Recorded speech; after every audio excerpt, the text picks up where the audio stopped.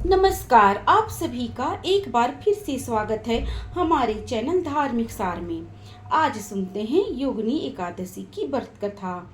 धर्मराज युधिष्ठिर ने भगवान विष्णु से कहा, भगवान आप मुझे आषाढ़ कृष्ण पक्ष की एकादशी की कथा सुनाइए।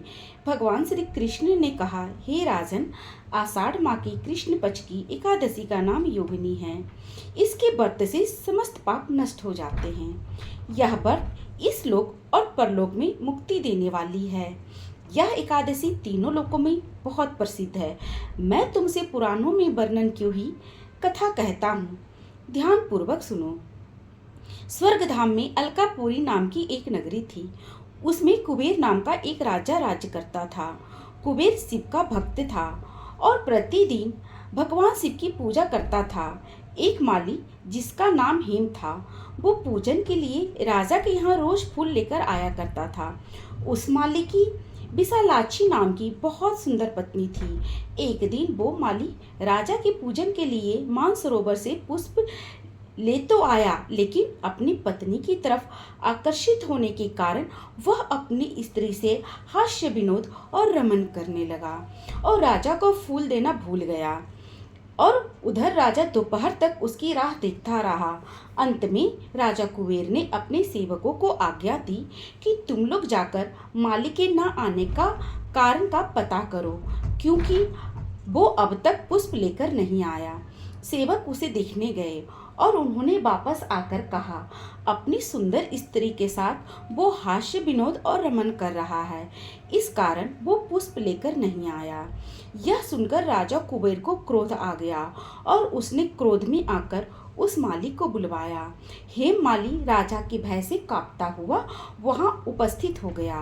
राजा कुबेर ने क्रोध में आकर कहा, अरे पापी नीच कामी, तुमने मेरे परम पूजनीय ईश्वरों के ईश्वर भगवान शिव महाराज का अनादर किया है। इसलिए मैं तुझे श्राप देता हूँ कि तू अपनी स्त्री का वियोग सहेगा और मृत्यु लोक में जाकर कोढ़ी हो जाएगा। राजा कुबेर के श्राप देते ही माली हेम का स्वर्ग से पतन हो गया और वह उसी क्षण पृथ्वी पर जाकर गिर गया। पृथ्वी पर गिरते ही उसके शरीर में सफेद कोढ़ हो गए और उसकी स्त्री भी उसी समय अंतर्ध्यान हो गई। मृत्यु लोक में आकर उस माली ने बहुत दुखों का सामना किया। रात्रि को उसको नींद भी नहीं आती थी, परंतु भगवान शिव की पूजा के प्रभाव से उसको पिछले जन्म की स्मृति का ज्ञान अवश्य रहा। घूमते घूमते एक दिन वो मार्कंडे ऋषि के आश्रम में जा पहुंचा। हेम माली वहां जाकर मार्कंडे ऋषि के पैरों में गिर पड़ा। उसे देखकर मार्कंडे ऋषि बोले, तुमने ऐसा कौन सा पाप किया है जिसके प्रभाव से तुम्हारी यह हालत हो गई। फिर माली ने अपना सारा वृत्तांत मार्कंडे ऋषि को कह सुनाया। उसकी बात सुनकर ऋषि ने कहा, निश्चित ही तूने मेरे सामने सत्य वचन कहे हैं, इसलिए तेरे उद्धार के लिए मैं एक व्रत कहता हूँ।